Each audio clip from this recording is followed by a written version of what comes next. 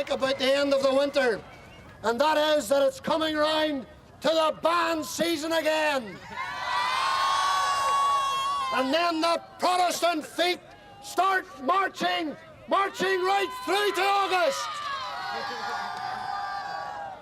And you know, there's one thing the Republicans don't like, and they don't like it in this city, and that's Protestants marching for their rights and for all that they hold dear. So there was this attempt to, on the one hand, portray us as being similar because of our outlooks, and yet so radically different, so polar opposite in our politics. And I suppose to some degree the polar opposites of the politics was right then and is still right today. But I didn't agree with this perception of two sides of a coin, because my view then was, and now still is, that Martin McGuinness's politics resulted in him being part of an organisation that murdered thousands of people. My politics was so diametrically opposed to his campaign that I wanted to see the perpetrators brought to justice. I don't see that you can put those two things on a level playing field. To want to stop lawbreakers by whatever means you can is not the same as being a lawbreaker. I think, Doc, I think it was a newspaper last week described McGuinness as the Chief of Staff of the IRA. Yeah. And even though McGuinness issued a denial, there seems to be strong feeling that McGuinness is very deeply implicated, here especially, and with all the destruction that there's been in Londonderry. You know, that Fleet Street newspaper revelation that he was the Chief of Staff is very disturbing if it's true. Yeah. You know? Well, of course, I think that there's no difference between the leadership of Sinn Féin and the leadership of the IRA.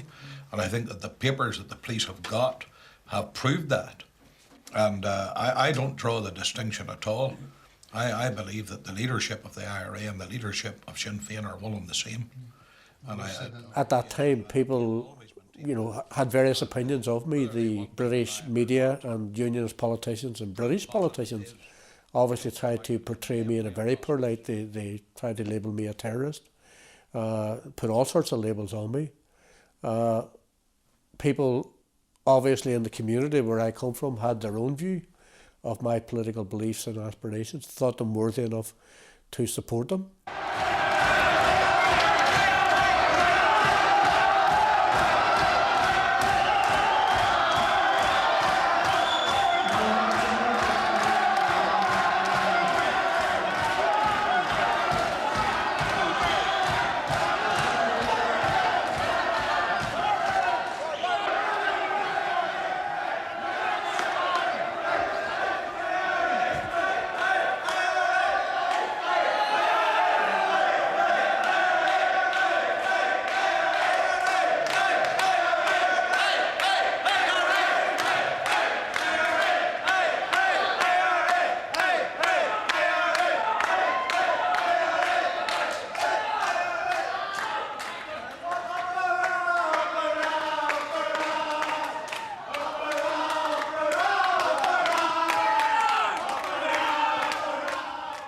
With your successes in today's elections, is this now not the time to give up the Armalite?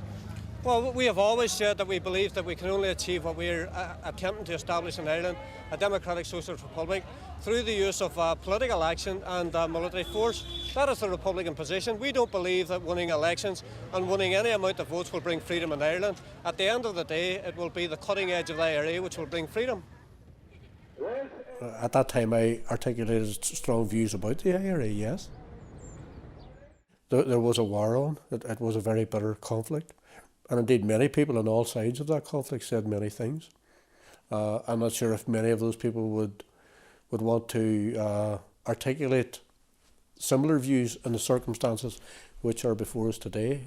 I think if the British Army were to pull out of Northern Ireland and the British government were to announce that at some future date a united Ireland was going to come about, Protestants would then feel that all they had campaigned for, all they had voted for, all they had worked to try and prevent happening had all been thrown to the one side and the British government had betrayed us totally and irrevocably, there would then be a substantial number of Protestants who would see no alternative.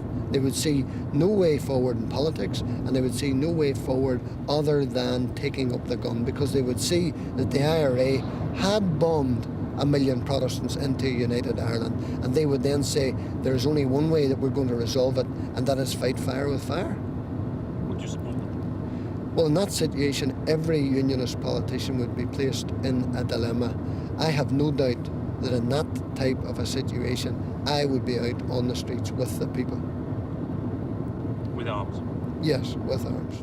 Well, in the original film, I was quite emphatic, quite direct. I don't know that I would describe it as inflammatory, but I was quite emphatic and direct as an inevitable consequence of McGuinness and his compatriots.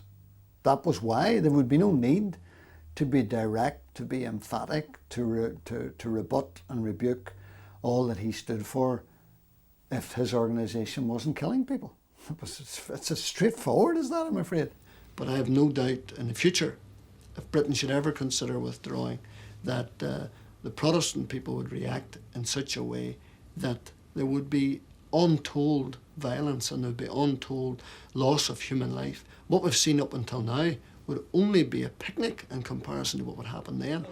Up around here or anything. It was because of the party and who he was standing for. I voted for that. Right, that's important. I'm going to go over and see Mary. I need to see Mary. Okay, I'll leave this well, wherever you will be right, Martin. See you later. See you later. What divides Catholics and Protestants, Unionists and Nationalists in Ireland is the British presence. Take the British presence and British guns out of Ireland, there will be peace in Ireland. There's no question or doubt about that.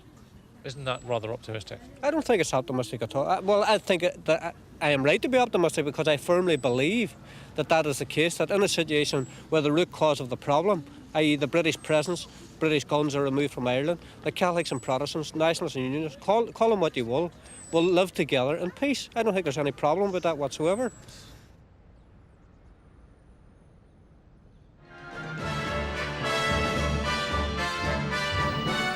The BBC's Board of Governors have decided that the television programme featuring Martin McGuinness should not be shown in its present form. Mr McGuinness is a leading provisional in Northern Ireland, and in a letter to the BBC, the Home Secretary had said the programme should not be shown because it would help the IRA. I think it's one thing to have occasional pieces from the Sinn Féin in news bulletins. I think it's another to construct a whole programme around their views, or around their views and the views of Gregory Campbell. I think that does give them a dose of the publicity which they need to survive. Members of the BBC Board of Governors arrived at Broadcasting House. They'd been left in no doubt about what the government wanted them to do, voluntarily withdraw the 45-minute documentary.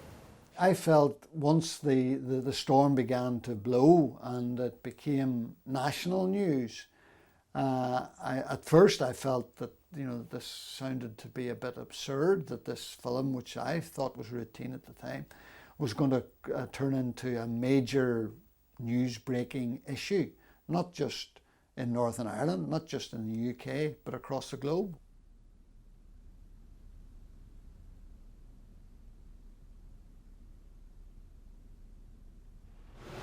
Not since broadcasting began in Britain has there been a day like it. No national or international news on radio or television. Little local news either. Outside the studios, 4,000 broadcasting journalists, mostly members of the National Union of Journalists, but not all, along with technical, production and office staff belonging to other unions and to none.